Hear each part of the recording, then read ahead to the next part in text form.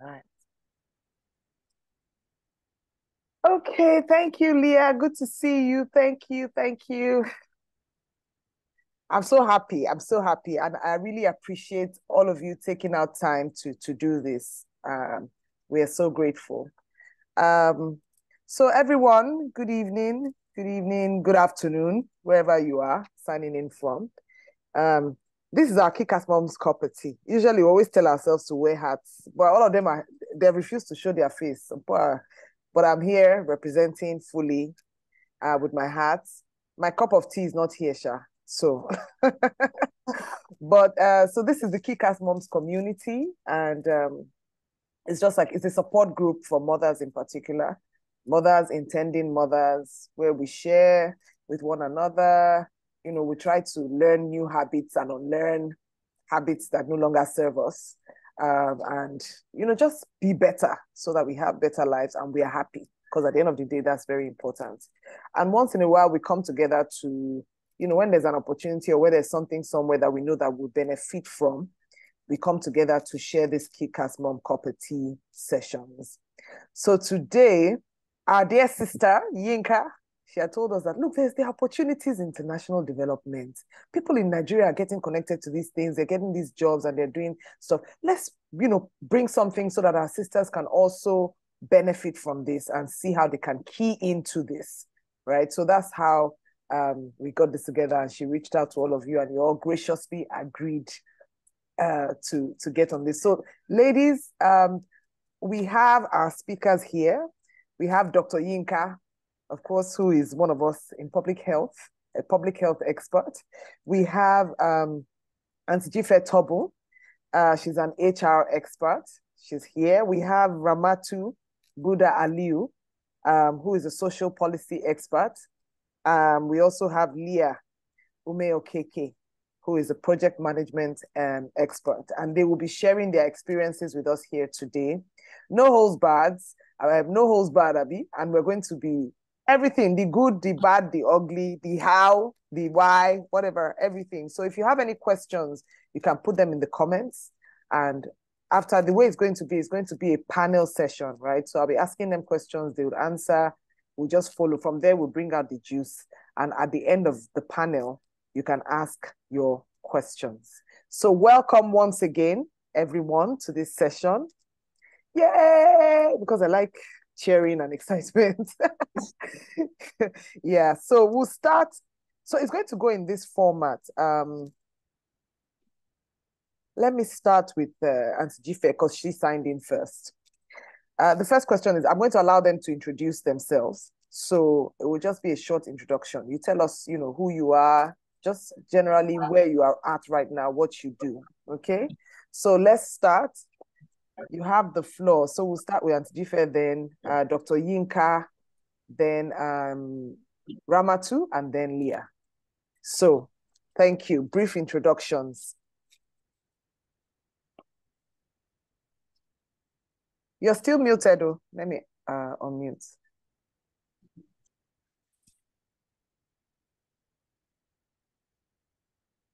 Okay, can you hear me now? Yes, we can. We can hear you now. Thank you. Okay.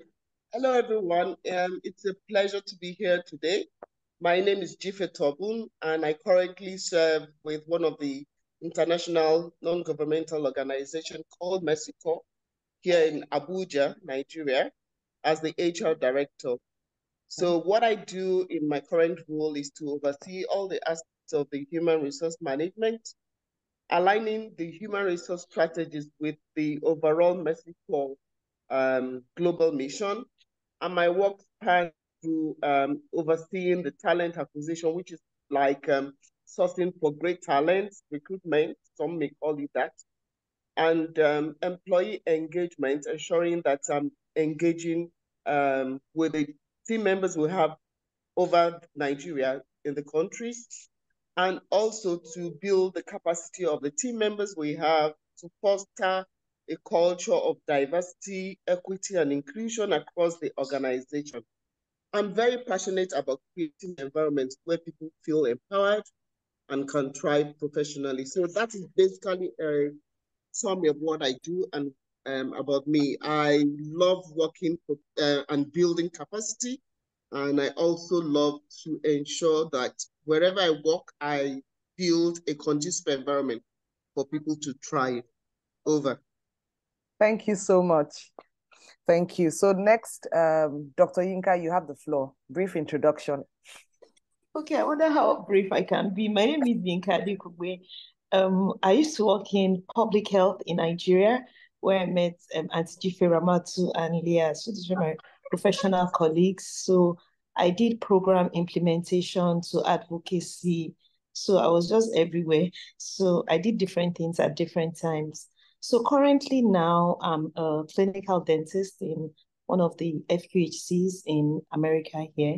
I'm also an assistant professor in the Missouri School of Dentistry, where I teach dental public health, and I'm the course director of dental public health in the school. So that's what me. Nice. All right, thank you. Ramatu, you have the floor.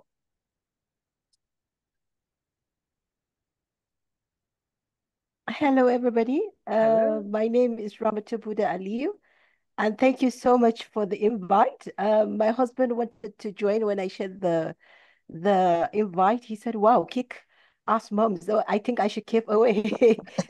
But I'm really excited to be part of this. Really, I love the name, so I just wanted to start with that. I'm the social policy specialist with UNICEF now, and I've been all around. Maybe as we go along talking, I'll try to share some of my experience. And as a social policy specialist, I work with the social policy section in UNICEF. We're specifically trying to work with government to design and implement equitable policies and plans so that we're able to reach the most vulnerable population, especially children. We specifically try to ensure a good understanding of child poverty. We also try to work around what are the programs that we can put in place to reduce poverty and how we can ensure money is fully allocated and utilized, especially in terms of what government is putting in their budget plans. So it's been an exciting journey for me. I was with the Iraq country office for the last 2 years. I came back and joined the Nigerian country office in July, but I'm just been redeployed again back to Sudan. In the next 1 week, I should be going. So I'm looking forward to share some of my experiences. Thank you. Over. Thank you. Thank you. We can't wait to hear the experiences of Iraq. All right, Leah, you have the floor. Okay, good evening, everyone. Good evening. It's exciting to be here to share our learnings and our expertise, with everyone here. My name is Leah Umeo KK. I'm going to speak on my previous role before the current role because they're going to be key eye-openers there as well. My previous role was on the Global Fund National Aligned HIV/AIDS Initiative. I was the technical officer for adolescent girls and young women HIV program. First of all, that role had to do with empowering adolescent girls and young women with life skills, as well as vocational skills, and then also creating platforms for those who are HIV positive to get empowered to adhere to their medications, and then empowering them to overcome stigma and discrimination as it relates with HIV. I moved from that role to a senior technical officer, prevention, care, and treatment, working with different key population, like men that have sex with men, female sex workers, and transgender people, all in a bid to prevent them from contracting HIV for those who aren't infected, and also, assisting those that are HIV infected already to adhere to their drugs and all that. My current role is as a CSO coordinator for PEPFAR.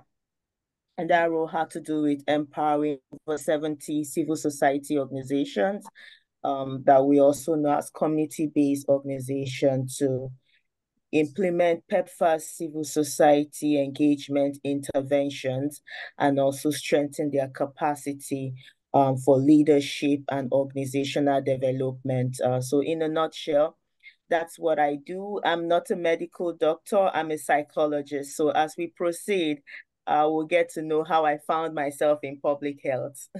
Thank you, and over. Awesome. Thank you so, so much. I mean, all these introductions have already gotten me excited. I'm like, oh my God, I can't wait to get into the meat of this, right? So the next question I would ask is, yeah, so basically, how did you navigate your path, to find yourself in international development? All of the, sorry, someone saying something? Okay. Yeah, so how did you navigate the path into international development? So just give us like, was it accidental? Was it something intentional? Was that like, oh, this is what I want to do, and built a career towards, built a path towards it? Or however, how did you find yourselves in international development? So again, we start with Auntie Jife.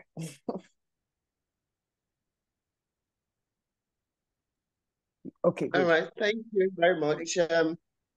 Okay, so my journey into the international development wasn't linear.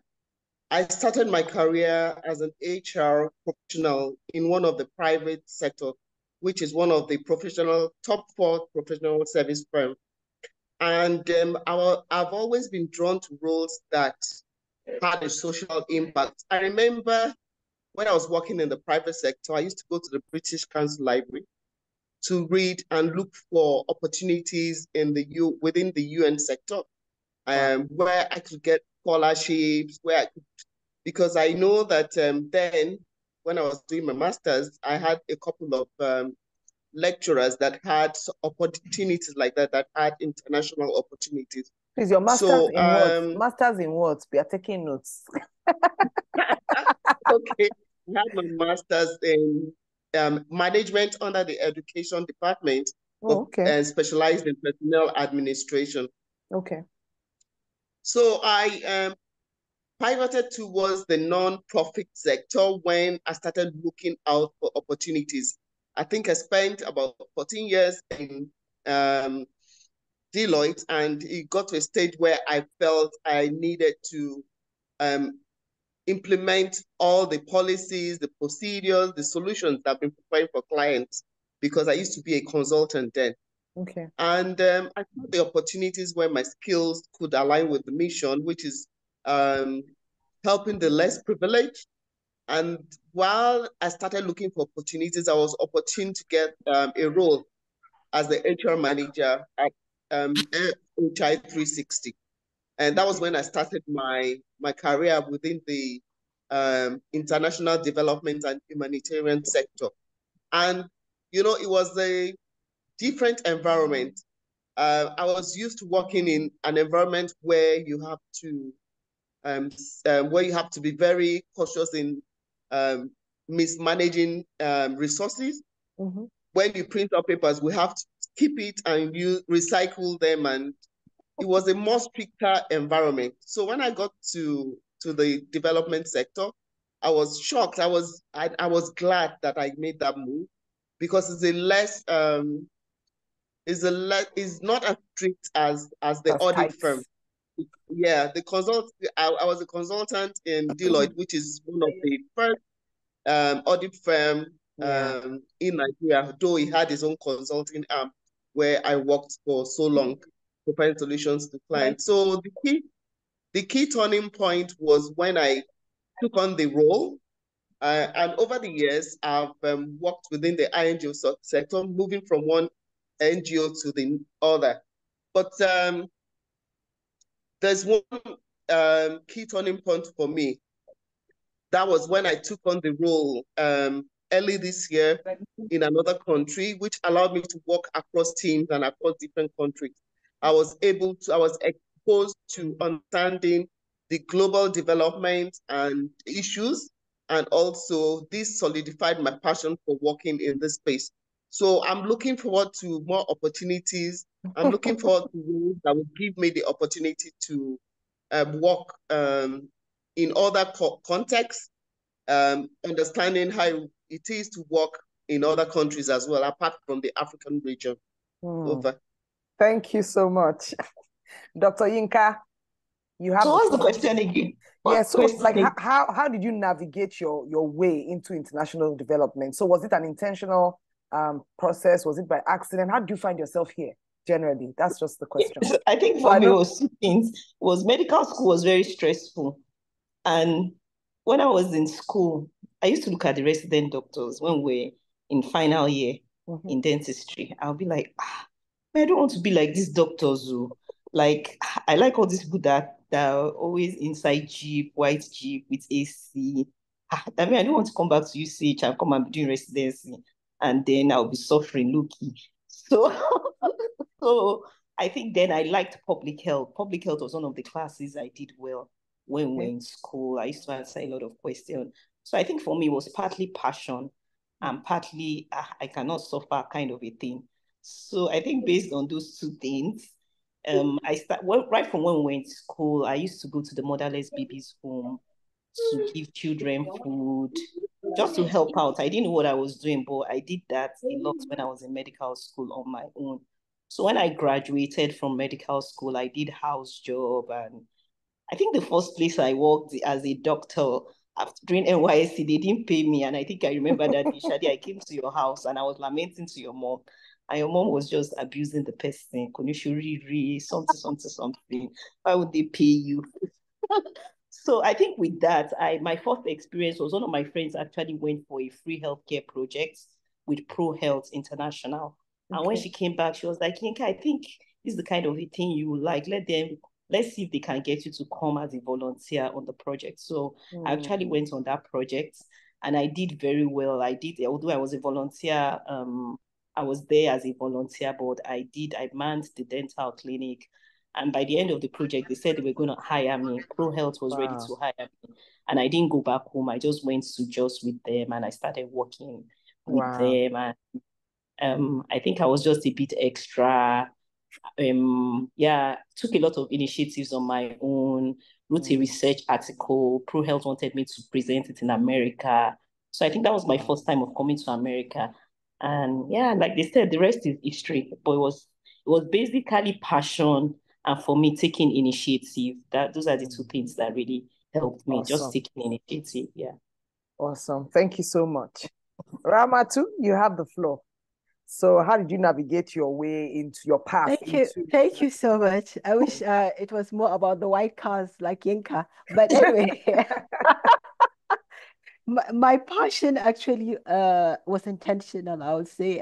It started when I was very young, virtually in my secondary school, going to some orphanages and having some conflicts that really made me realize that there was a lot of challenges in the world and around people that I just came to a realization that the world is not equal and there's a lot that is not done right, and there's a lot that can be done to make things better. So it started from a very young age, and I think immediately after my bachelor degree, which was in mass communication, I decided even my thesis was looking at how the media is really looking at child abuse. So it was a very clear path for me in terms of where I was going. Of course, after leaving university, getting after NYSC and navigating where do you go to? It's just, at that time is whatever is available, whichever market comes on the way. But I refuse. I remember I got a job with MTN, but somehow my inner mind was just not in that space. So I kind of decided I was going to do a work with a local, local international organization called Abantu for Development, which was very much into human rights and gender development. And immediately after that, they decided to keep me as an officer, which now was how I started. So actually, I started all the way from the beginning of my career, was all into the development space. That's over 20 years ago now. Wow. And I've been working in that space. From there, I moved on to even decide to do my master's further to understand what is development. So I did my master's in development and policy. And I went on to work with many other organizations But I had to start with volunteerism. So that's one thing I think I wanted to share. It wasn't like it just came to me on a plate. Like it was just made for me. I had to make up my mind. I'm going into this space. It's not going to give me much, but I have to learn. So I went in immediately after my NYSC, started as a volunteer, then went on to become an officer. And then the journey began. From there, I went to another local organization called Girl Child Concern. From there, I was lucky to get into a different program called SURVEY. DFID is a Department for International Development Yes, I UK. know that. And that's how the journey went on and on. So really is an intentional journey for me as a person. Thank you so Yeah. much. Yeah. So of course, Thank class you. captain has helped us highlight some points, and I love them. You know, from before we take on Leah, says take initiative, know what you want and what you don't want. Even if it's the white car with AC, it's okay. Your dreams are valid. Yeah, find an area of service that aligns with what you want, recognize your passion, and then volunteering. I mean, two people have mentioned volunteering, very, very important. Yeah. So Leah, how did you navigate your way into international development? You have the floor. Yeah, thank you. So it's not very different from what everyone has said. Uh, it took passion. It also took intentionality as well as networking. And for me, it all started by watching my older brother, who got into the development space very early while he was still in school. I admired, the fact that he was hardworking, the fact that he became very dedicated to what he did, down to the point where my aunt got infected with HIV in 1991. And, so we began At to that time, look for the stigma was it still a was lot. still very high. Yeah. And we started looking for where she could get help. She was just 19 then. So it was a lot of family effort and everybody getting involved to see how we could get help. What inspired me was the fact that my brother could get her help and immediately took her to Fatal Life, and they were able to help her. So because I was passionate, and that was why I talked about passion, about helping people find solutions to their problems, especially women and young girls, because my aunt was just 19 and, ignorantly got into a marriage. So I got interested in life skills building for adolescent girls and young women. So that led me to look for organizations in Jos that were into what I was passionate about doing, being able to reach out to girls in secondary schools, get them empowered, and so that they could avoid the mistakes of my aunt. So I found an organization after my first degree in psychology that had to do with empowering girls in secondary school, and I volunteered, just like Yeah, the just others. like Anita said. Yeah, volunteerism is a very straight way of getting involved. You don't have to wait to get an employment.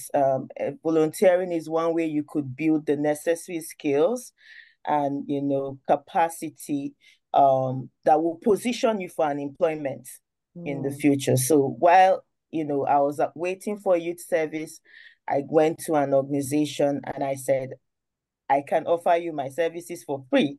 I can't do very much, but I'm a fast learner. I'm a lifelong learner.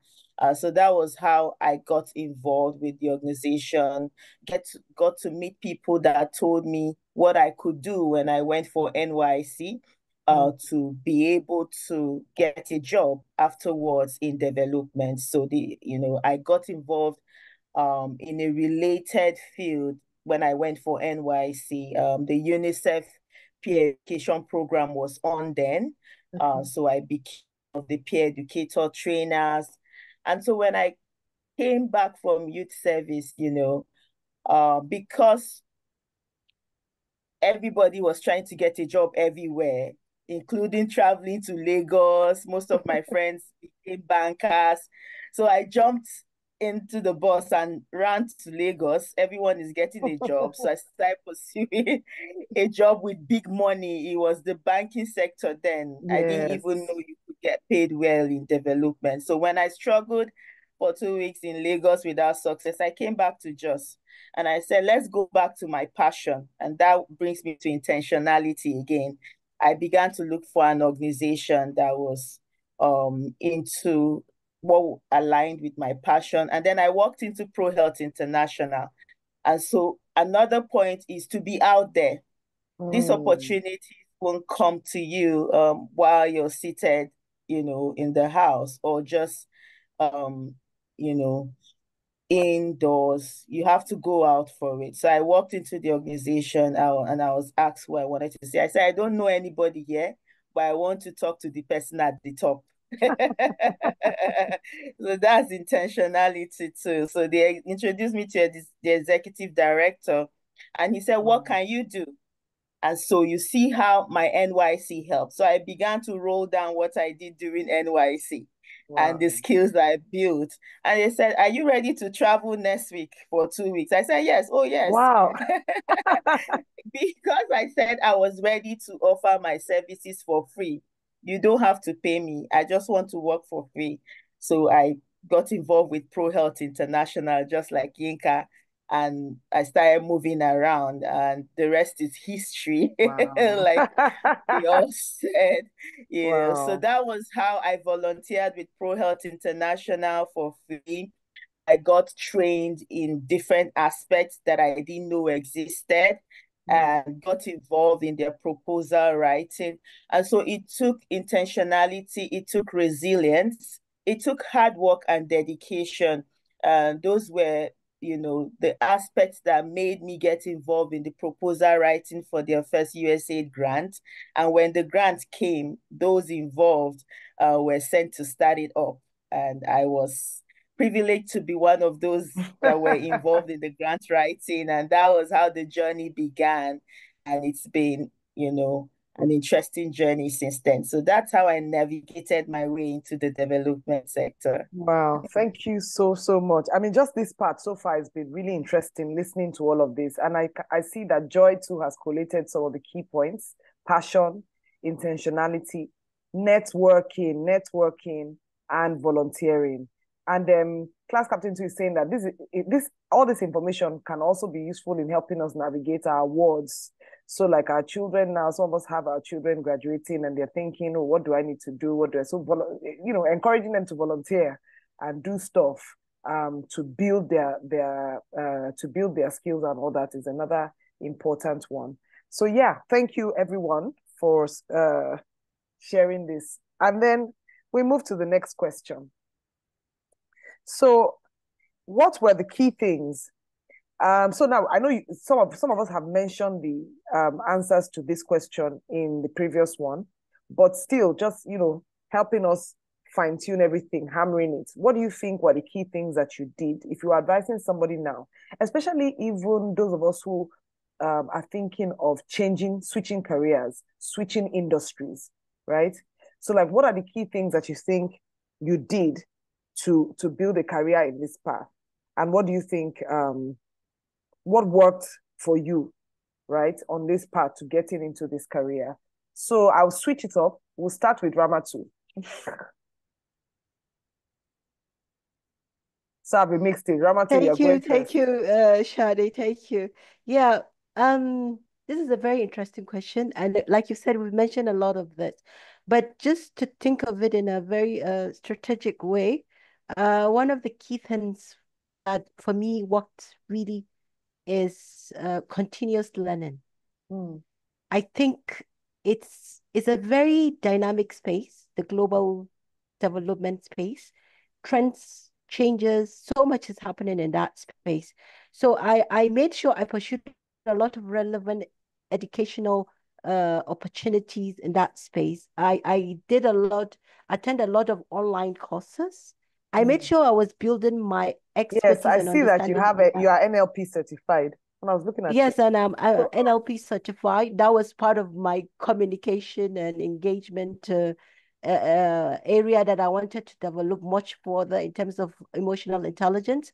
I worked a lot on, and then of course there are many other areas that I had to work on that were specific to the area of work that I was focusing on. So continuous learning is was very essential for me. One, two, you've already captured that, but networking.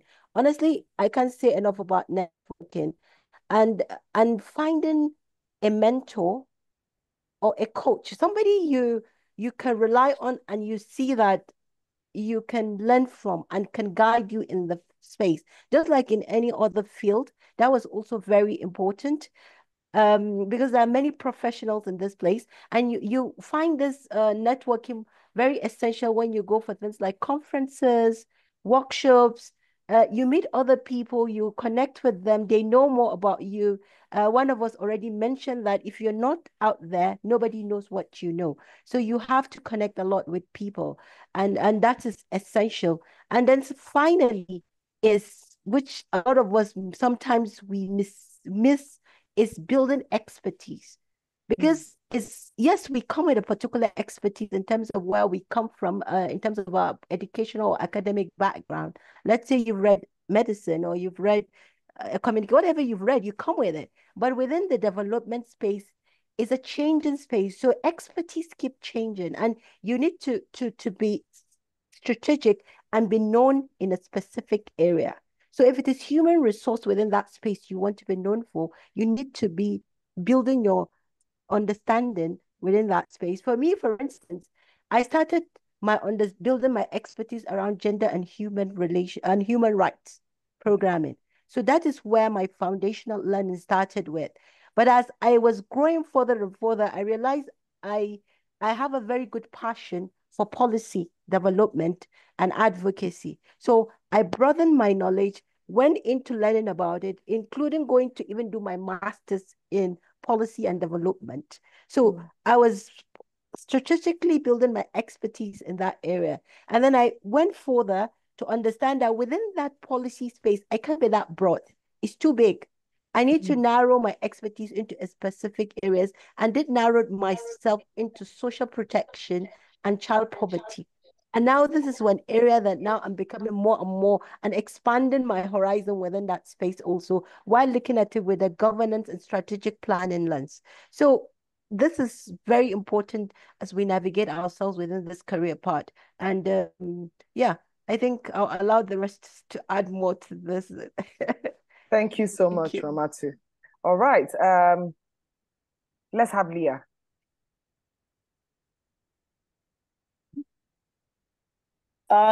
Okay, thank you very much. Ramatu has touched on a lot of areas. Most of the things that we need to do in this space are quite cross-cutting, right? So in addition to everything that Ramatu has said, I will talk about effective relationship management. In this space, we work very much in teams. And one of the things that will keep you growing in the space is your ability to work in teams, and that has to do with effective relationship management. My journey in the space hasn't been without mentors, like Ramatu has said, and then friends in the space that were able to, link me up with opportunities and even capacity building opportunities. And then the other thing you do in this space is to keep moving. You can rest, but do not stop. So I remembered when I got married and I thought I should, slow down a bit. One thing that kept me relevant in the space was consulting opportunities. Though I couldn't, get involved in full work outside my state of residence back then, but I had friends. Yinka is my very good friend that will always see opportunities and say, Leah, I think this fits your competency. Go get it. Oh, I know you can't be full-time here, but there are these consulting opportunities. So relationship management in the space is very important because the space is quite small. Thank God we have our network now. We have yes. And it looks like everybody knows everybody. So you get to meetings, and like Auntie Jife has passed through FHI 360 and I've been there. I'm sure she knows people that might know me as well. And then one other thing that you need to recognize in the space is that you have to keep building capacity, like Ramatu has said. If you identify the current trend in the space, you have to look for relevant training opportunities that will help you, perform your work well, in line with global best practice. So we're lifelong learners in the space. We're great relationship managers in the space as well. And then pursue certifications. There are a lot of certifications online when it comes to advancing in your career in the development space. Be ready to put in the funds, be ready to put in the time into getting trained for those certifications. And then there are also free ones as well online that you can leverage on to advance in your career in the space. And then the other important thing again is not to put money ahead of opportunities. Some opportunities come not looking like those, positions or opportunities that will bring you good money. But once it aligns with your passion and what you want to do, we know that there's good pay in the space, but sometimes you have to take on roles and responsibilities because you want to advance in your career, not necessarily because there's so much money in that role and opportunity. And then relationship management also links up with being a great team player. In this space, it's teamwork. Together, each achieves much. Be able to share your learnings with others and be able to pull others up. You might be up there, but you should learn to mentor those below, because sometimes those you mentor find themselves in rooms where discussions that have to do with your opportunities are being made, and they'll be the ones to recommend you. So in this space, we value the high and the low. I remember one of my volunteers in Pro Health International getting to UNICEF before me while I was still trying to look for those opportunities, and being able to link me with some opportunities in that space. So we are mentored to mentor others. We give back in the space. So those are some of the key skills that we need to, have to advance in our careers in the space, in addition to everything that Ramatu has said. Thank you. Thank you so much. So one key thing that I picked from there is you don't only network up, network down as well, up and down, because you never know, where who can recommend you or who can find themselves in a place where they'll be able to mention your name for something. So Auntie Jife, you're next.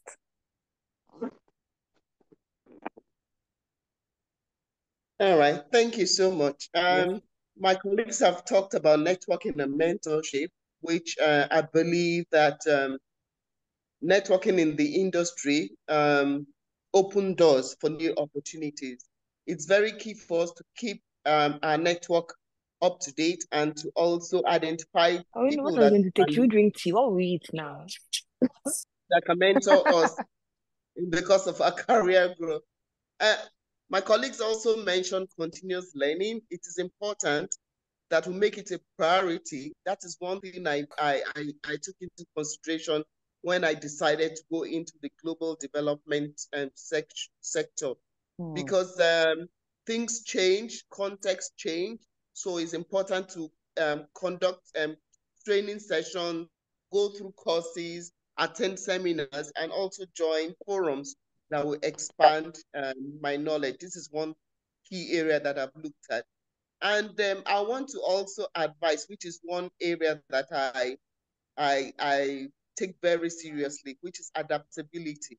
The international development sector is a dynamic space, and there are a lot of policies, a lot of procedures that are in place. You can imagine me coming from a private sector when I joined the development sector, humanitarian sector, especially when I worked with Save the Children. It was difficult for me then to understand why I wouldn't beat my child. But it's something that is taken very, very seriously.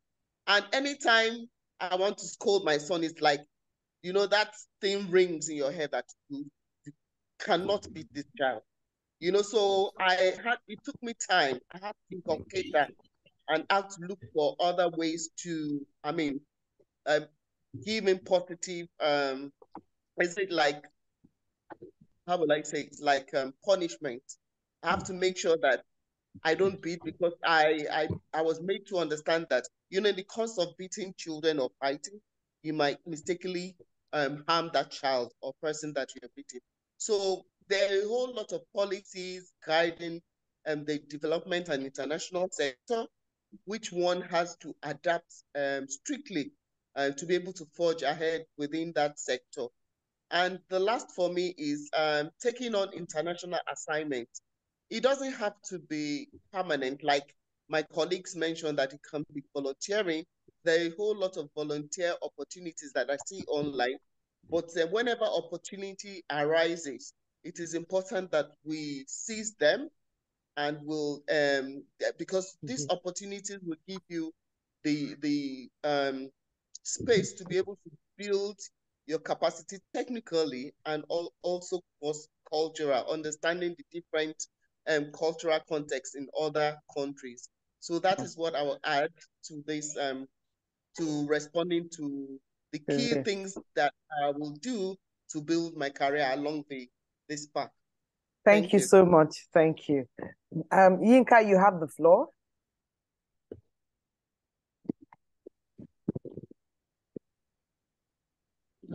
Okay, I'll start off from where Auntie Jife stopped. Merging it with what Ramatu said about continuous learning and adaptability. I think for me, coming from public health and health background and moving through different parts of the work that I did, I wasn't so much of a specialist like Ramatu, but I did different things at different times. So it's your ability to adapt. I think one job I really struggled with when I started was when I was working in Save the Children as advocacy and communication. Oh, Ramatu, what were we doing that time? And it was kind of like hard for me to begin to make that translation, writing policy briefs as a doctor. So just being able to adapt and learn on your feet. So I also became a lifelong learner. So you have to learn very fast and learn very quickly. And I think at the point, Ramatu also joined me in that position. And Ramatu came with the political economic analysis skills. And I learned a lot from her, both as a friend and as a colleague. And I picked up very fast. Yeah, so it's a place where you learn. And I think one experience that still stays with me, like I was telling my sister, when I moved to work with WHO as the health financing officer, and when I started that job, they were so happy to have me. Oh, this is Yinka, blah, blah, blah. And once I was in the office and they were like, yes, she's going to do the economic analysis for the national health accounts. Oh, wow. I said, Yinka, they will catch you. Imposter syndrome started worrying me. The man was like, so we'll send you the country office accounts. You know, the former doctor that was in this position, she used to analyze it. I said, economic evaluation, country account, WHO, Yinka, they will catch you. This is the beginning of your end. This is where you will end. But one thing that stayed with me that day, I wasn't ruffled, but I listened carefully to what the man was saying, how he wanted the analysis done. And I was just hearing him. And what I did, I told my sister, I said, what I did was after that, I just went on YouTube I just put everything he said on YouTube. I said, doing economic analysis, merging Excel sheets, blah, blah, blah, blah, blah. And YouTube gave me everything. And I opened the country accounts and I did that analysis. YouTube taught me. Although I was spending more time in the office to run the analysis. And about a week later, when I went to the accountant and I gave him, because I think he sort of saw my fear when they were talking about it. And I gave him. And he was like, did you run this table? I said, yes. Did you run this table? I said, yes. He was looking at me like, are you sure you're the one that did this thing?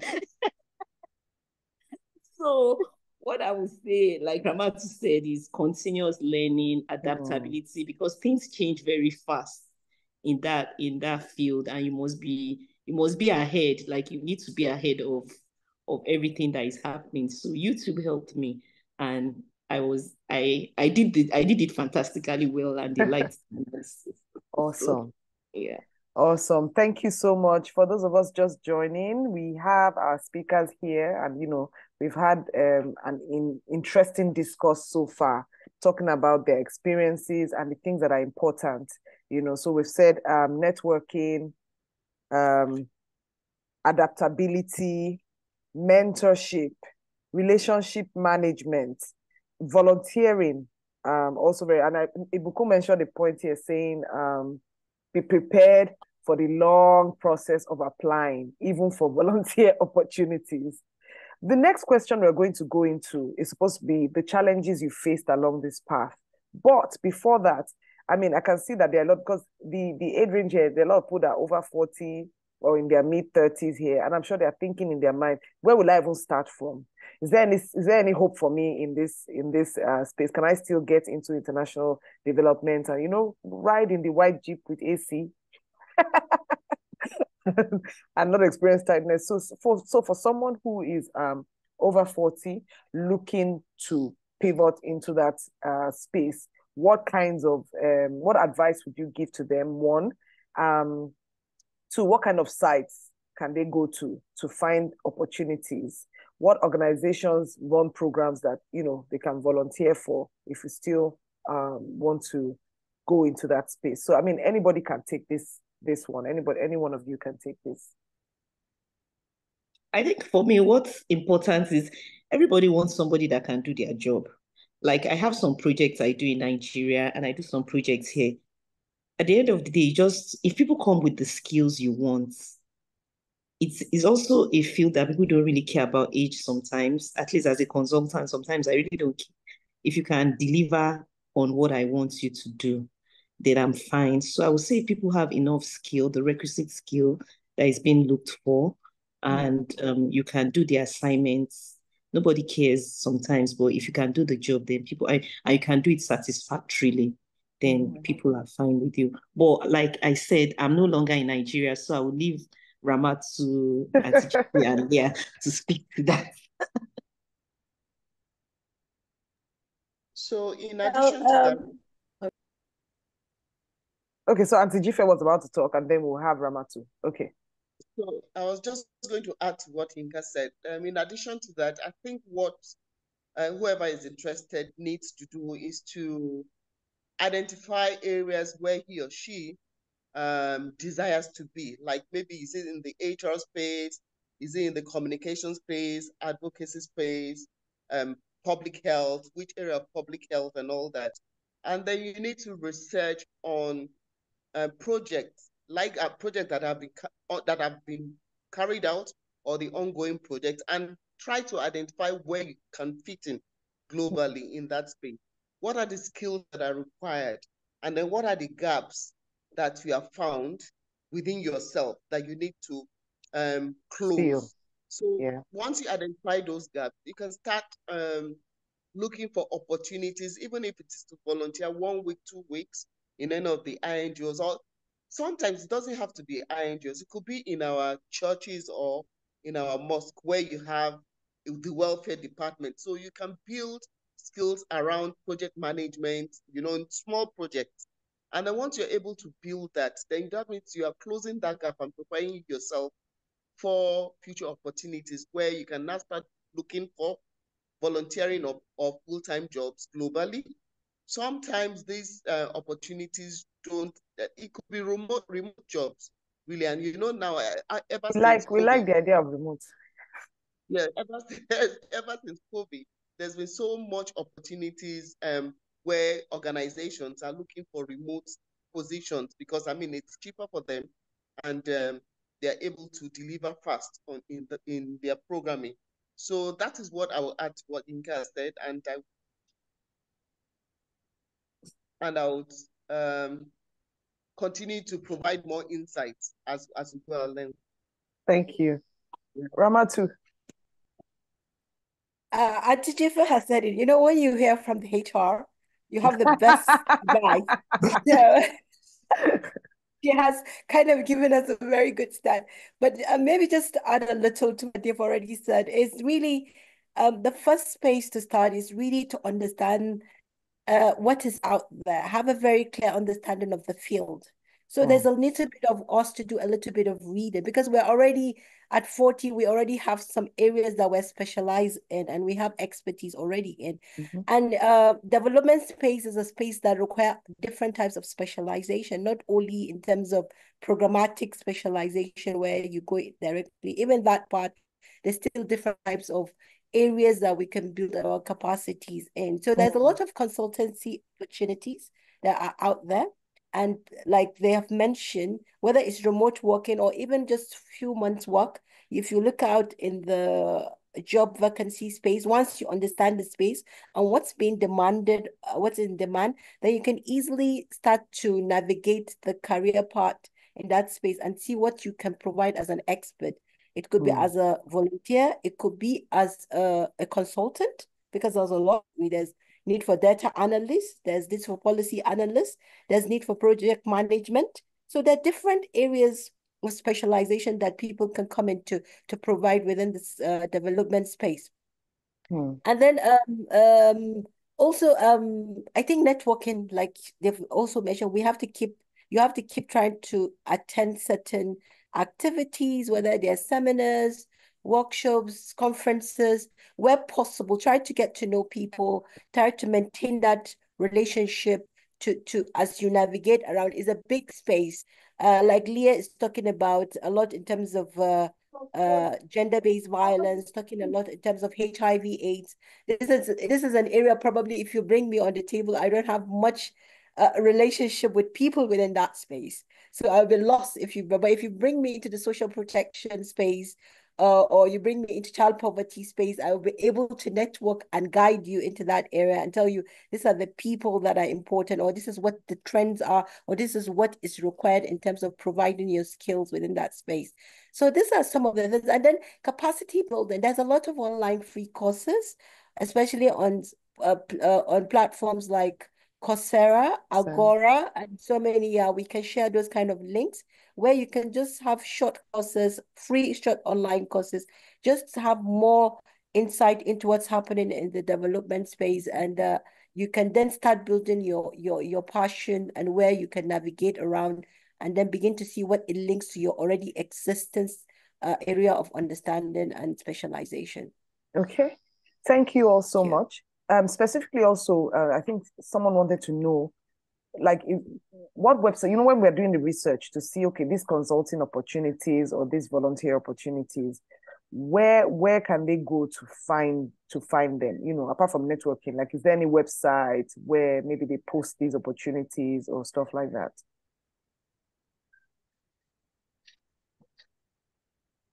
Well, sure. We have one or two, and I'll share one or two with you, and I'm sure the rest of the team also will do that. I'll share those links right away, maybe. All right, one or two. awesome. Thank you so much. So let's move to the next question. Now, the challenges. What were the challenges you faced on this journey, and how did you overcome them? We'll start with Leah and then work our way through. So, Leah, what in this space, what are the challenges you've faced, and how did you overcome these challenges? Yeah, so there's nothing we do in life that is actually without challenges. Yeah. And the stronger the challenges, the higher the gold that is in that challenge. I almost said praise the Lord at this point. Okay.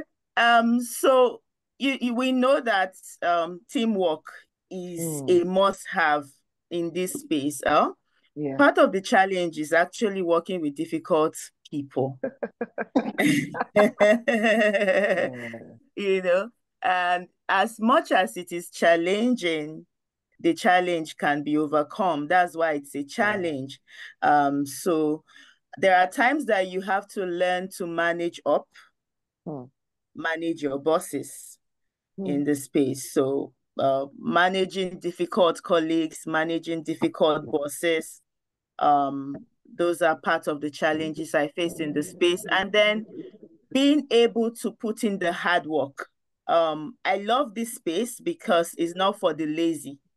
It's not a space where you lounge. We heard Ramatu kept on saying, build the necessary skills, continuous learning. It comes with hard work. It comes with times of staying up late at night. So you have to be able to manage your time well. You have to be able to make some sacrifices. So making certain difficult sacrifices like leaving your family for a job responsibility somewhere. That was quite challenging. There are times that I had wanted to say, I can't go on this trip because I want to spend time with my family, but those were not easily approved because there is a target and you have to work towards meeting the target. So sacrificing time with family sometimes is part of the challenge you would have to face. And then sacrificing your comforts. Sometimes we see just the glory of the white cars like Yinka saw. We see the fat salary and all that, but there are certain discomforts you might have to face on the field. If your role has to do with being on the field, you might have to stay in hotels that you don't like. You might have to travel to communities with violent people and be able to navigate your way around that community. So yeah, making sacrifices, being able to manage difficult team members, bosses, and colleagues, and then being able to manage your time well to put in the necessary work. It's a lot of work in this space. This space is not for the lazy, I tell you, because trends are changing. Like we said, there's need for continuous learning.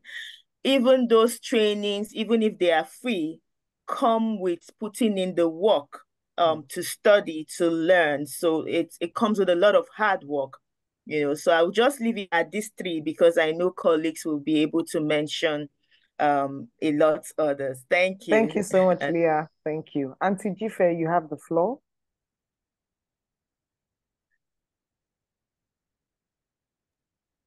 All right, thank you so much. Yes.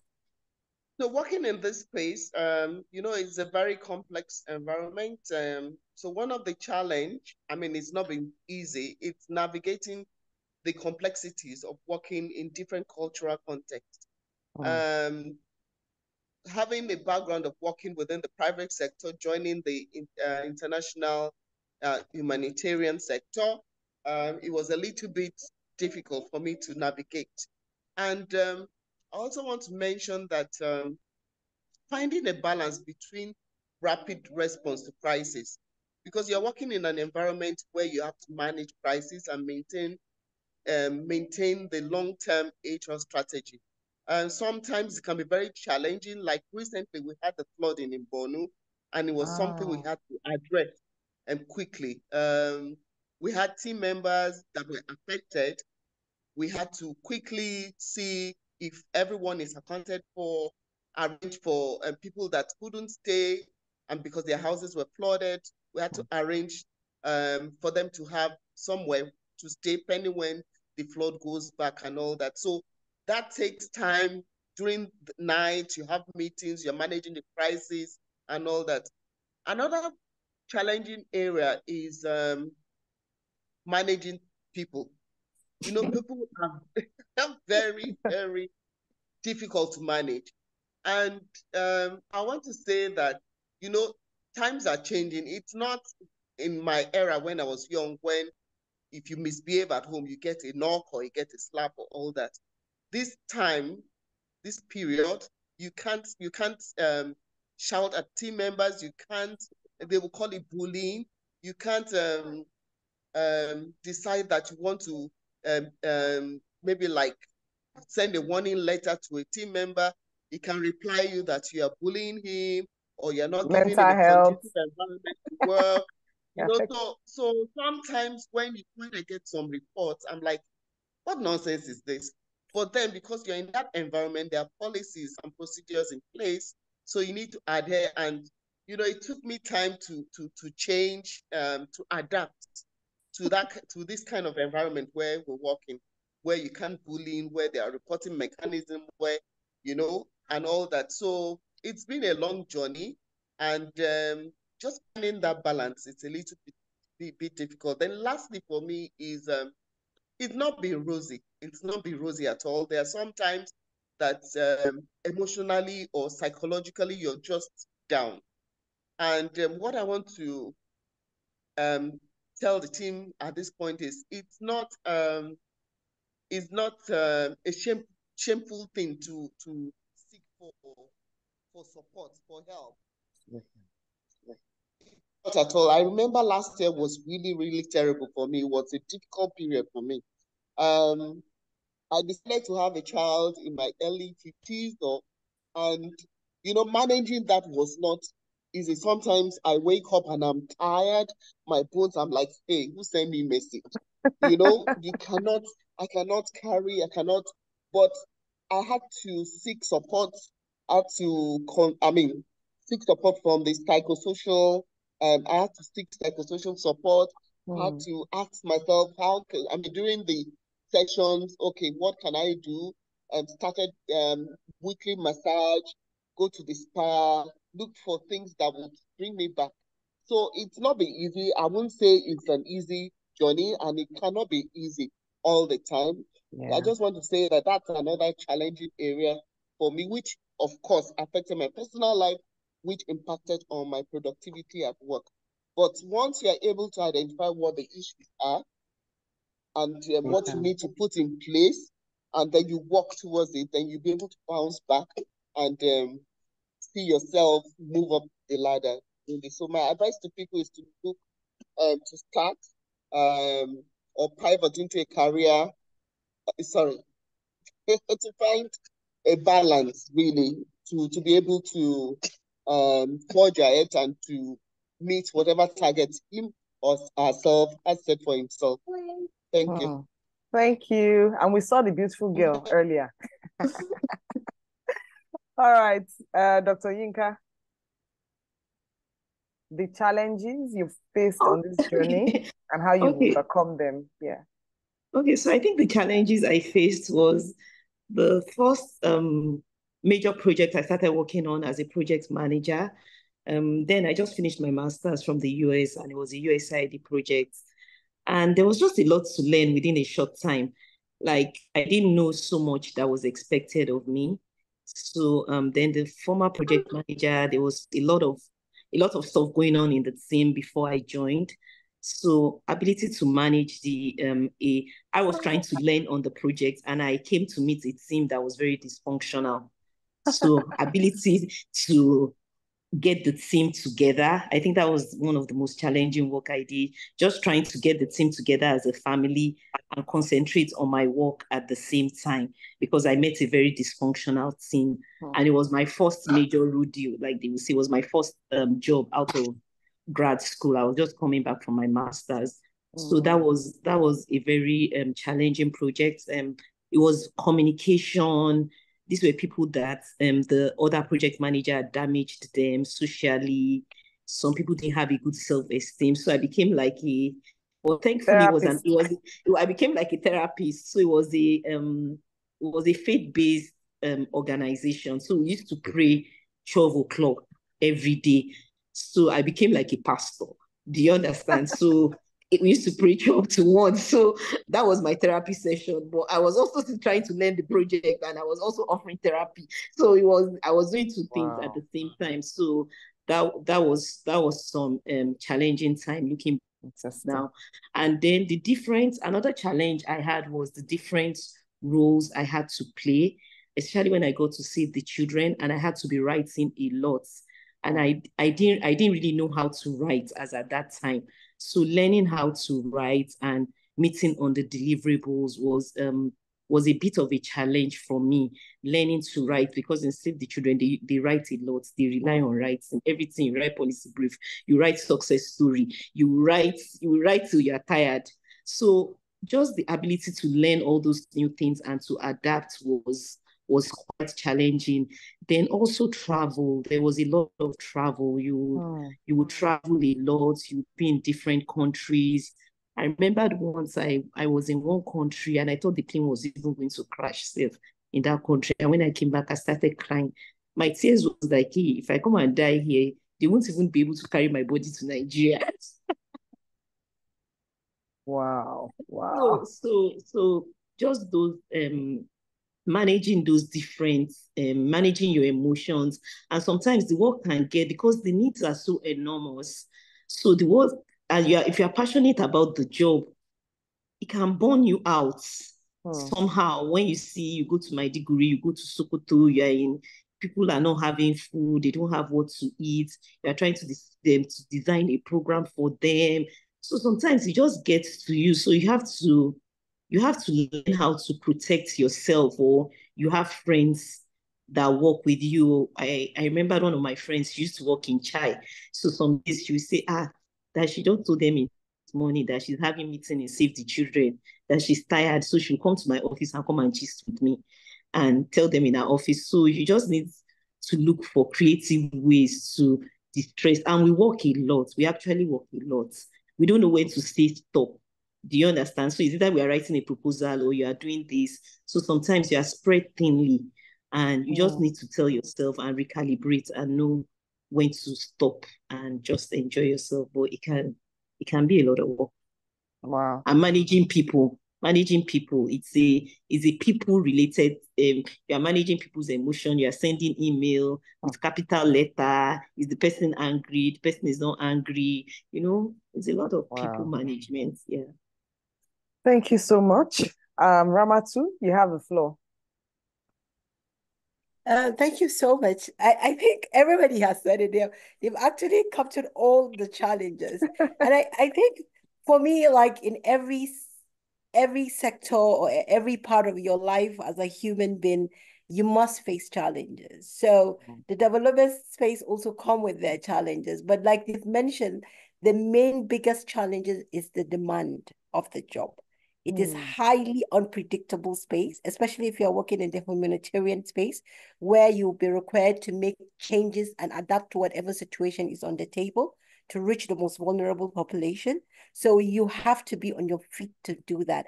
And that could come with a lot of, what would I call it? With a lot of results and a lot of challenges, especially around mental health, managing stress. And the biggest one for me is around work-life balance and family, really, because I have 4 kids. And I don't even know how I've survived it, honestly, because it's not been easy. And for me, the biggest thing I think that helped me to navigate is family, my own family, my friends. I have if you don't have a support system, it's impossible. I have a very supportive husband who supports me in this. And if you don't have such structures in place, it's actually an impossible space to be, because a journey can come up any minute. Yeah. A meeting can come up any minute. You will be required to move, and you have to have I call it the nomad spirit. Yes. I think this would be a good time to even tell us about, because in case you just joined, so Ramatu just got back from Iraq and she's going off to Sudan. And I'll say that I really want to hear about that, because I'm sure Shade, please, come and tell people. I want to say something about Ramatu. So Ramatu is somebody that knows how to manage everybody. So when we save the children, I'll be like, Ramatu, why you need to get angry with our boss? You need to get angry. I want you to get angry tomorrow. This man is not treating us well. And Ramatu will just laugh. She'll be like, Inka, did you meditate? Did you meditate? You know what? You need to breathe. You need to breathe. So sometimes I'll be like, Ramatu, when are you going to get angry? I mean, So Ramatu is really she honestly, doesn't and get that's angry. why I What said, she told me that if people are bringing their negative energy in the office, she feels it from a distance and she gives it back to them. And I'm like, Wow. okay. No, but that's amazing because interestingly, Ramatu, those are some of the things we teach each other on the Kickassmums community. oh, that's Meditation, nice. just managing your emotions, and also, of course, keeping away all the negative energy. So Exactly. And in that space. yeah. And that's why I said, just like in any other space, it's critical. These are basic life skills that whichever career path you find yourself, it helps you to survive. Of course, each career path comes with a different demand. But for me, these are very critical. How you are able to do a lot of self-reflection and how you are able to manage your environment as a human being is the key for my success in this space. And I've met crazy people. I've met mad people. I've, I've I've met amazing, sweet people that you wonder if such people ever existed. So you're going to come across different types of human beings as you go through this. And as the demand comes, it's going to be different. But honestly, the most important for me, like I've said, is for me the work-life balance. You have to be very clear in terms of balancing family and career and ensuring that that you are delegating appropriately and you have boundaries. You have to set boundaries for your own self as a mental. Sometimes you get carried away in this space and forget to do that. And as a result, you find a lot of mental breakdown within the space. We have a lot, that's why I think within every organization you go, you'll find a therapist or a health, a counselor, a health, sometimes mental health support. There's always something being provided to because of what is ongoing and the stress of the Wow. work. So really, this is one thing that is critical. But of course, if you're coming with your boundaries, you're coming with your understanding of that, and you're able to say, I have to create time for myself. I have to create time where I have to focus on my own family. I have to create time, and that is a lot of sanity for you as you move on along the way. I've been to places like Iraq where I was in a space where 80% of the people I was working with could not speak. I couldn't speak Arabic and they couldn't Wow. speak English. So I permanently relied on interpreters to get to do what I want to do. It is quite mentally challenging because you're not even sure if what you're passing on is being understood or not, but you are navigating and pushing and trying so hard. There's a lot of cultural differences. Difference. How Yeah. you greet is different. How they understand your data is different. So you're just moving, and that's why I say you have to have the normal spirit. You have to have the adventure, and you're ready. And you look at it as a complex space or a game you want to, or a puzzle you want to solve. And this kind of mental thinking has helped me to navigate that. I know I'm looking forward to the next few weeks. Going to Sudan is going to be another complex experience, but I'm going in with a positive belief that I'm going to have fun. It's not going to be easy, but whatever it brings, I'm ready to face it and see how it. So I take this things really from a game perspective rather than from a challenge or a negative perspective. So mindset, how you look Yeah. at how you So approach these are some of yeah. Exactly. It's very critical for me. The mindset is critical in this journey. If your mindset is not in the right place, you're not going to survive it for sure. I've been in a program where by the time I got there, I had more than four people who resigned. Four Wow. team members resigned because they couldn't cope. And this was in Iraq, actually.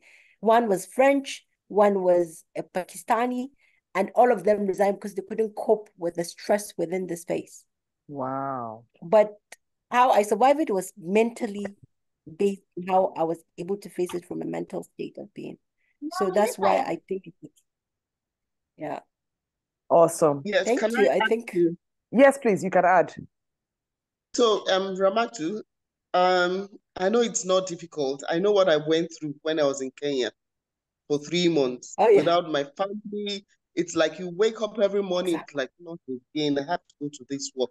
But when you think of the opportunities, the financial opportunities, the experience you're going to add on to yourself, it keeps you going.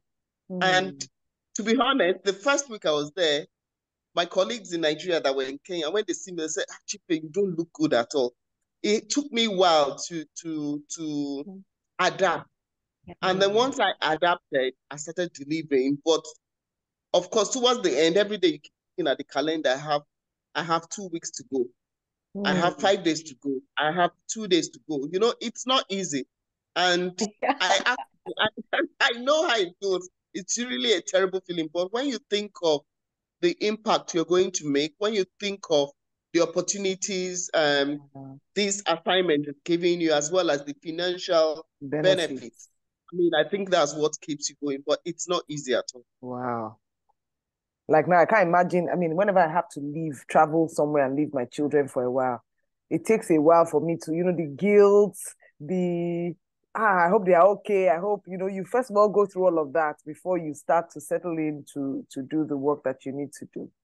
Yeah, thank you so much. So now we have the last question before we take, if anybody else has any questions. And I also want to mention that they have been gracious enough to drop links in the chat, um, in the group chat. So you can check there to see the links, important links for volunteering opportunities, for learning opportunities, and stuff like that. So do well to check and click those links so that you can save them.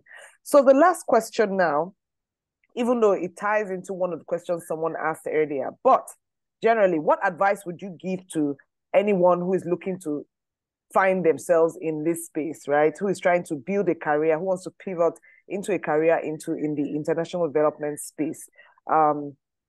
Just wrapping it up, each person will just say something, one key thing that maybe you haven't mentioned or we missed, for all everybody listening. Okay, you want to enter into international development. What would you advise? What's the top advice? Where do they start from? So we'll start from Dr. Yinka this time. Let's start from the middle, then we'll take it out. So Dr. Yinka. Okay. If you want to get volunteer and just, it's a place where being ambitious is not a sin. So you can afford to be ambitious. Ambitious. Yeah. You're ambitious. If you're ambitious, it will take you far. Awesome. Thank you. All right. Leah. Um, so my last word to anyone that wants to get into this space is just do it, like Nike will say. Just do it. You can. You don't necessarily have to know anybody anywhere to get in. And also don't be afraid to apply for that opportunity that you see, that you think that your skills and expertise match with it. All you need to do is to look at the role very well and work on your CV to amplify what they require in the role and prepare for the interview.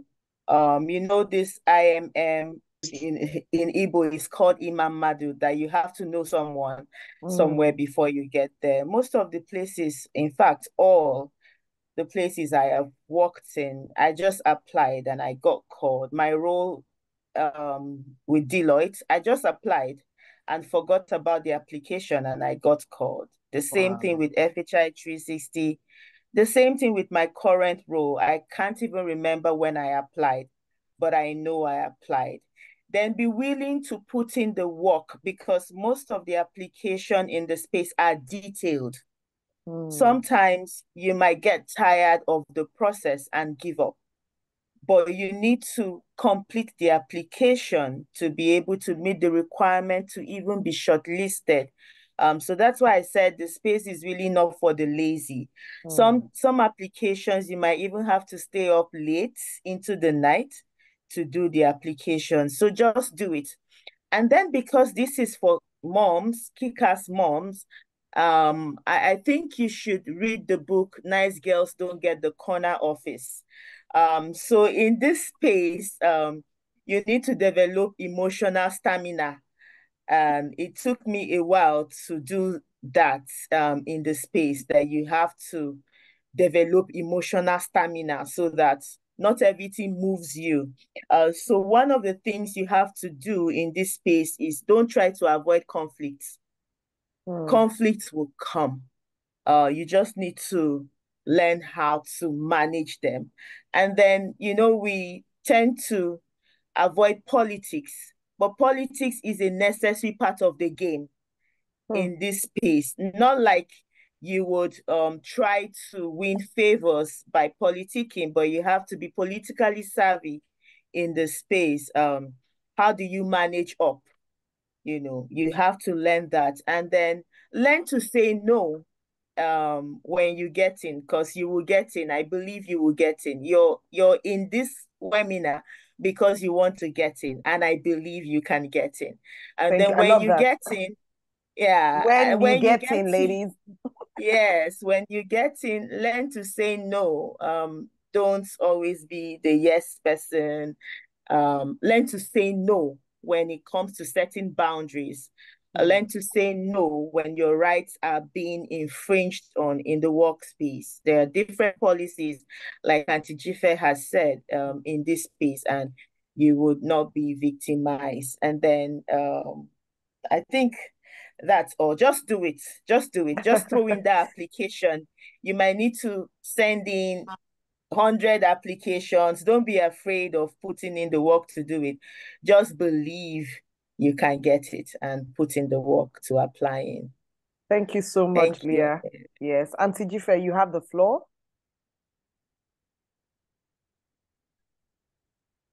All right. Thank you so much. Yes. So as Leah From said, the HR perspective. yeah, that you should put in the applications. Yes, that is true. But one thing I want to tell you is from the HR perspective, if there is no recruiting software and you send in your applications maybe manually through an email box, sorry about that. No, it's okay. So we are Kickassmums here, so we understand. What we get is the HR, the recruiter goes through the application within 3 seconds. So the key thing is for you to look at the opportunity and ensure you're able to sell yourself when you write that CV. And sometimes you might need to tailor your CV or your resume to fit the job that you're applying for. Some people, what we do is we have just one general CV. And once you see an opportunity, maybe it doesn't fit that requirement, you send it in, you send your CV in. But it's important for you to look at the job description and develop your CV to match that job description so that you are able to get shortlisted. Because really, we HR people, it takes us 3 seconds to review one CV. So you can imagine having 400 applications and you have to maybe shortlist maybe just 15 out of 400. Once your CV does not look attractive and does not sell your skill, then there's a tendency to jump over that. So it's very key. And then once you get the opportunity for interviews, it's very important for you to prepare for that interview. There are a lot of sites that give you sample questions. So, and the funniest thing is now there's the AI that can give you likely questions. So what you can do is you copy the job description, you paste it and say, give me sample interview questions for this job. And then you get the sample questions, you research more using the same application on likely questions and likely answers. So that gives you the opportunity to be able to research and prepare for that interview. And like I keep telling people that once you apply for one job, it can be discouraging. You apply for 10, 15 jobs and you don't get any invite. You actually get discouraged, but it's fine. But I want to assure you that if your CV is able to talk towards the job you're applying for, you definitely will get invited. So by the time you do 100 applications correctly, at least you will get nothing less than 10 invites. And maybe at the end of the day, you get one offer. So I want to use the opportunity to wish everyone good luck. And once you are able to follow this advice, go through, we have GPT, which I use sometimes. My son taught me how to use it, and I think it's very good for me. So, yes, so I want to advise you, explore, research, go to different websites. There are various job boards, Relief Web, and all that, where you can get, there's even monster.com, where you can get advices on how to develop your CV and how to also look for jobs online. Over. Okay. Thank you. I can see your energetic bunny behind you. All right, Ramatu, you have the floor. Thank you so much. Really excited to see the baby girls behind. Thank you. So I think that everybody has said it all. I think the key thing for me that I want to add is we still can leverage on your existing skills and expertise. Always remember that you're not changing your expertise unless you don't have a passion for that space and you want to change it. So always look at it, whether you have a background in education, healthcare, or other fields, always remember that it is paramount for your engagement into this sector. So always leverage on that expertise and skills that you already have.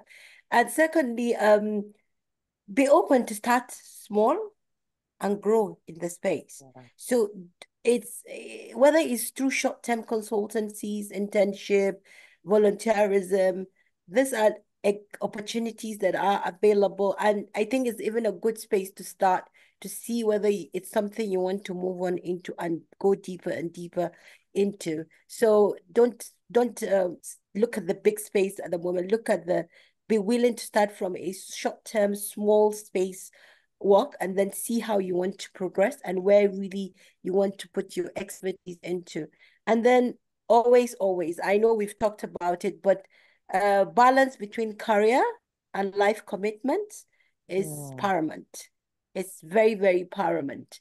A lot of us, unfortunately, have not been able. You find me jumping around at this stage of my life because my kids are in a very, very solid space of their life. 2 are already in the university, 2 are almost rounding up and in a boarding school. So kind of in a very free space to make my movements. And so I've thought about my family as I was moving and my career. So it wasn't something I forgot about and I was just jumping into. Yes, I had a lot of support, but it was very, very important to have that and remember. And at the same time, I still create time for my passion. I coach. I do life coaching still. So I still have time. I mentor. So I still have time to engage in that area because it's another area in terms of mind and development and support.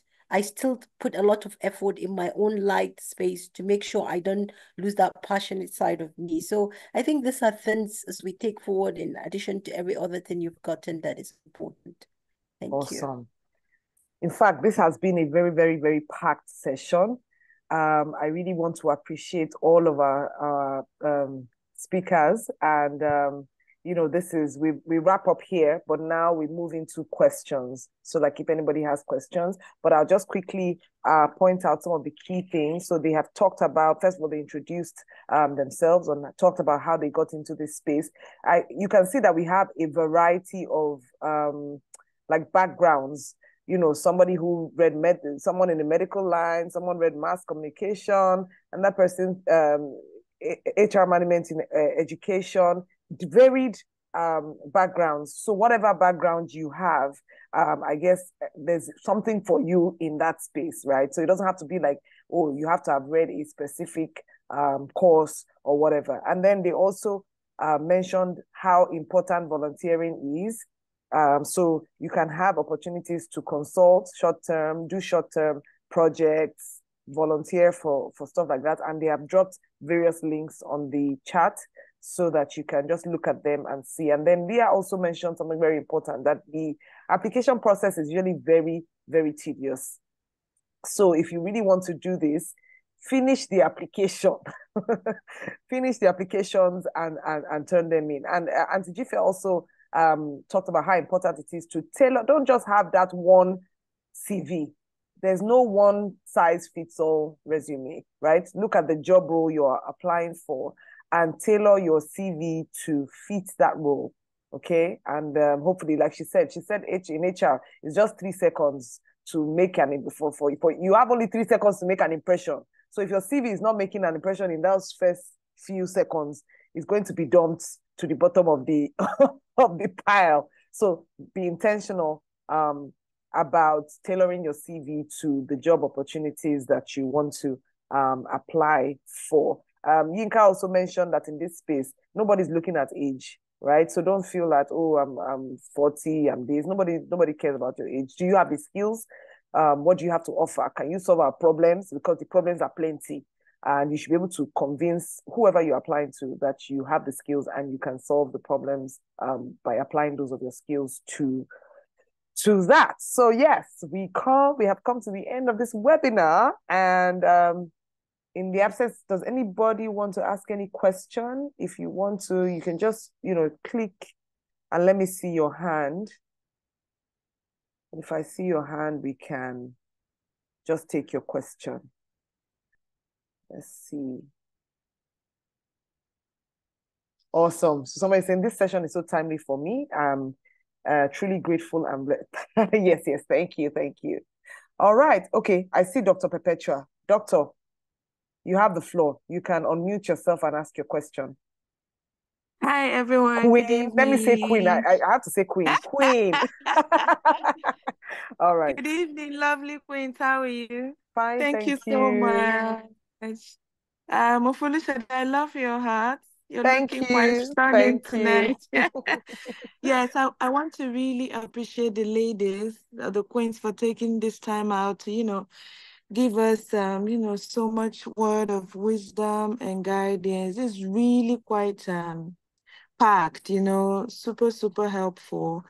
My question is this: how do you decide when the time is right to navigate? Okay, let me use myself as an example. I'm in the healthcare space. I've been working with hospitals and an international charity, and also doing some projects on the side. How do you make that decision that you're ready to, fully focus on like this kind of international jobs and, fully do it full time?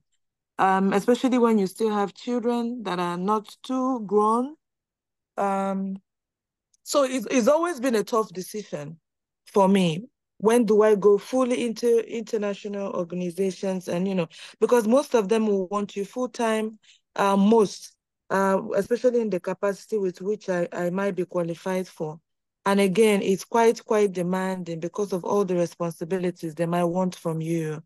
So how do you now make that decision to cross over from the careers and change into that kind of career space?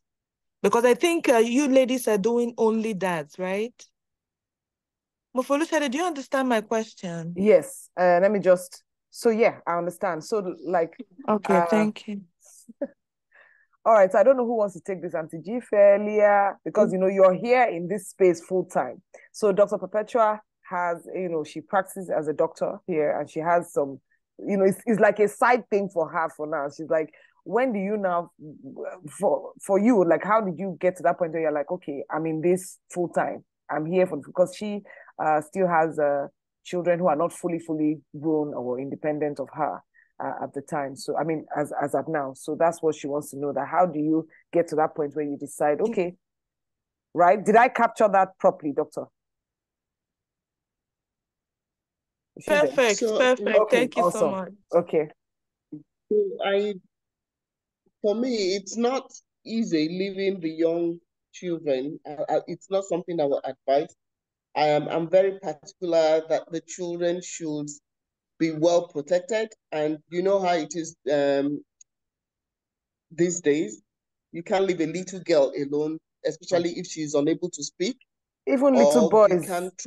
Even little boys. Yeah, even little boys. Yeah, it happened to my son.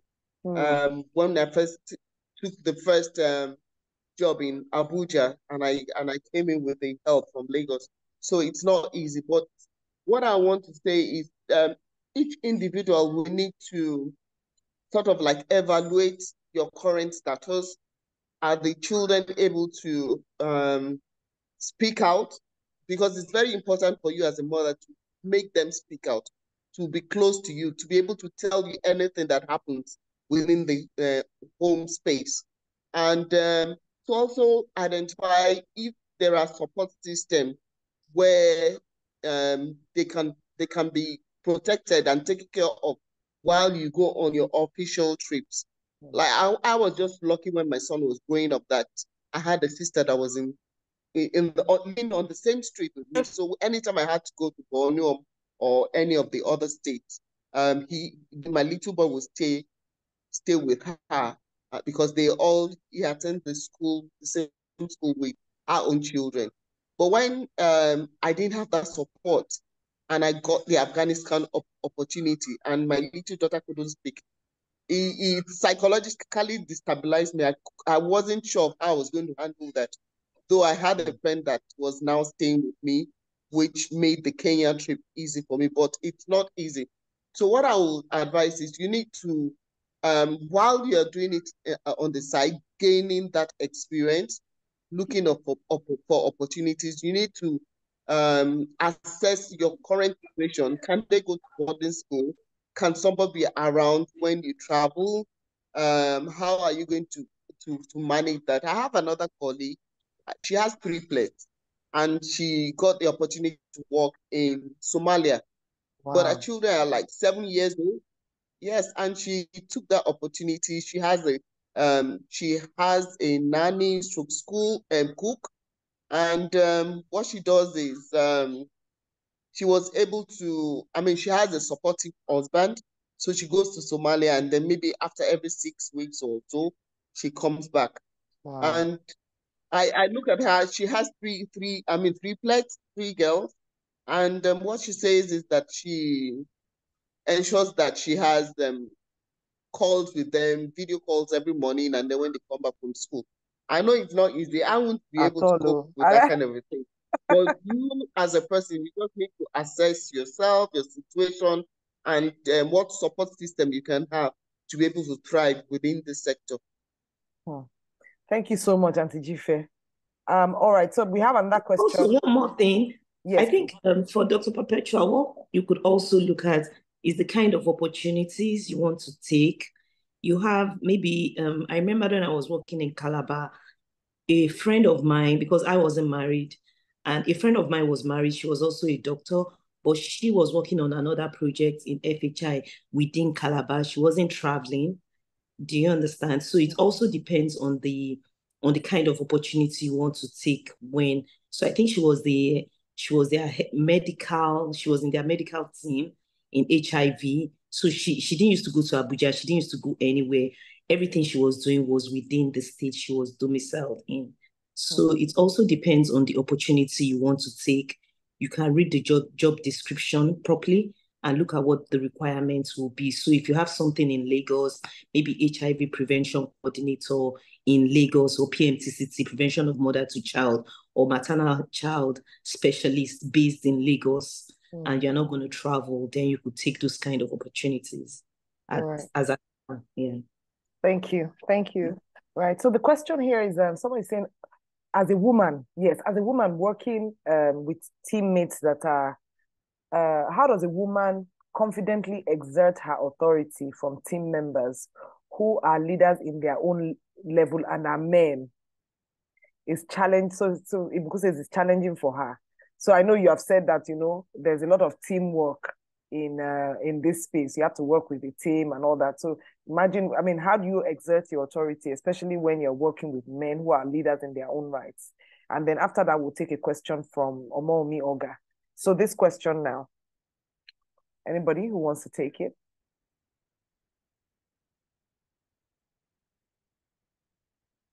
Is Leah? I can see you. Yeah, sure. Answer that question. Yes, Leah. How do you exert your authority in a situation where you have men who are leaders in their own right? And we say a woman cannot control me. I mean, I was talking to somebody, was it 2 weeks ago, and she was telling me something about how she had that challenge I can't be taking orders from a woman. I mean, someone literally said that to her. Okay, this is very practical because a lot of our spaces are male dominated.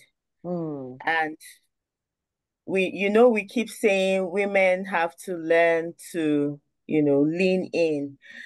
But it's beyond leaning in, actually. It's beyond just leaning in. Is what's the quality of your participation in that space? Your participation in that space has to be of a certain degree and quality. And I would still like to refer us to that book, Nice Girls Don't Get the Corner Office. Noted. That's our next book, Kickassmums. Yeah, there are a lot of skills there for dealing with men that will not allow you exert your authority, including when you're their boss. So if you're in a space that is male dominated and a space where men are in the position of authority or in the same position as yours, you have to know the organizational policy in terms of how to deal with issues of harassment, how to deal with issues of bullying and intimidation. Organizations have such policies that relate to that. And then, like I said, you don't have to act like a man to exert your own authority. And that's one thing that book teaches. You can be a woman in your own rights, but still exert your authority in such spaces. And that comes from being emotionally intelligent too. How self-aware are you as a woman? You don't have to ask for permission to do things. For example, you want to give an instruction and you're saying, can you? That's asking for permission. So in such spaces, you assert yourself as a woman. So the instruction there is get this done. And then as women, we tend to want to play the domestic role in such workplaces. I've been in a meeting when, coffee is served and someone was asking, should we serve the men? I'm like, no, we're not here to serve coffee. Well, we're here to participate in the meeting like the men. So we have equal rights to be in this meeting. So know what your role is and be able to assert your own authority, and then not asking for permission when you should be giving instructions. So I believe if you're able to get this book, I've read it, and it will be of great help to you. And then being able to build yourself, empower yourself as a woman, because one of the things that make men in such male-dominated spaces not want to listen to us is when we don't know our work. So it's not, being a woman is not a disease. Actually, we can be as empowered as the men, although we have to overcome more hurdles than them to climb up the ladder. But it's not a disease. You can be as efficient as the man, you can be as competent as the man, you can be as assertive as the man, and you don't need their permission to exert your authority. In summary, the book will tell us more. Thank you very much, and over Thank from you. me. Thank you so much. So, so we have Emmanuel, CEO. Omomi, you have the floor, your question. Thank you. Good evening, everyone. Thank Good you. Mine's evening. more of a comment than a Okay. question. Thank you to all our speakers. I have learned so much, and I must commend you. Commend what you're doing. If you make it sound so fancy, dandy, beautiful, and then I recalled. I know you mentioned the challenges, right? I know I had a class. Oh, I have a classmate. Well, no, he was my classmate in university, so I had. Anyway, he works with Doctors Without Borders. And when it hit me how delicate your role was I think 2 years ago. He was in Sudan when the war happened. Oh, wow. And I remember we were chatting and he just says, pray for me. I'm in Sudan. And of course, at that point in time, we were scared. So I think after a week or so, they were able to evacuate them and he got to Nigeria. I kept trying to reach him for a week. He wasn't talking to anyone. He went for counseling. And when he finally opened up, he told me how harrowing the experience was, how their lodgement was just a few buildings away from where they were burning houses, how they had to, as in, drive for 13 hours. And when you get ladies were talking, I'm like, that's a guy. How are you ladies handling it? I really must commend you because obviously it shows that there's love for what you do, there's passion for what you do. Right now, me as I am like this, I can't even think of going to Borno, Maiduguri, and I just hear you people just talking about traveling to Maiduguri. I'm like, where we have Boko Haram like this. So I just want to commend you, right? Super celebrating all of you. Thank you. Thank you. Thank you, Omomi, for that comment. Yes, so I think in the absence of any other questions, we have come to the end of this power-packed session with this amazing, amazing speakers. I had to, Yinka and I had to book them over almost 2 months ago, in fact, because of their busy schedules. So we kept, I was like, I've been counting down, the D-Day is coming, the D-Day is coming. So I really, really appreciate them for taking out time to be here and spend all this time with us, sharing all of these things, even sharing links and stuff like that. Thank you so much, Auntie Jife. Thank you, Leah. Thank you, Ramatu. Thank you, Dr. Yinka. And I hope that, if people, some of us, if you have people who want mentorship, they can reach out to you. I'm asking now, can we reach out to you if there are people who need mentorship from the Kickassmums community? You're muted, though. We are asking, we want a...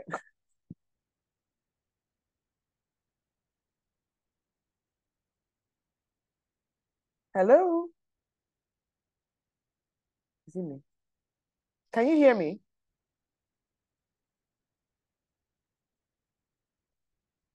Hello?